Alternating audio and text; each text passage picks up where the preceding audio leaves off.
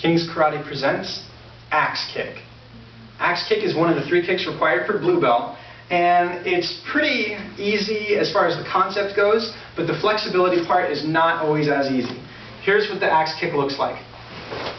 And I'll show you one more time with the back foot. Okay, now let's break that down.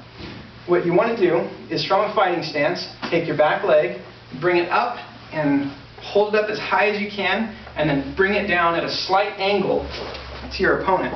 This can be used a couple of different ways. One, it can be used kind of as a finishing move if you need to take an attacker and neutralize them in case there's other attackers coming in which case if you had already thrown them or put them on the floor in some way, this is a very powerful kick instead of a stomp to bring it down on their solar plexus or their face or some other strike point to incapacitate them while you deal with several other attackers coming at you.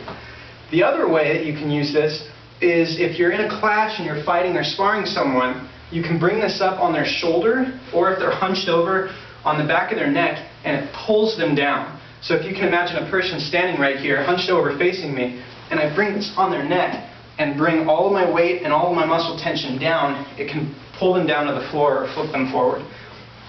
And also the back of the neck is a really important strike point. So if you hit any of those things just right, it really causes some pain and can incapacitate them so that you can get away. Again, from that back angle with the back leg, bring it up and force down. From the side, here's what it looks like. Again, really easy concept, just bring it outside and bring it down with some force.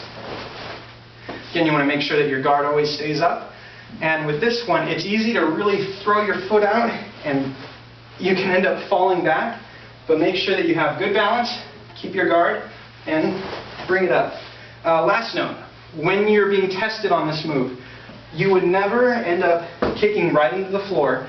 If you were kicking someone or bringing them down, you would never have your foot go all the way to the ground. So practice stopping it just short of the floor. You should never bring it up and stomp, because also it can put too much tension and give you injuries. Make sure that when you're in a fighting stance, you bring it up and bring it down and set it right back down into a fighting stance. This is always a stepping through kick for the most part, although if someone asks you to do it standing in place, you bring it down and then set it back down behind you.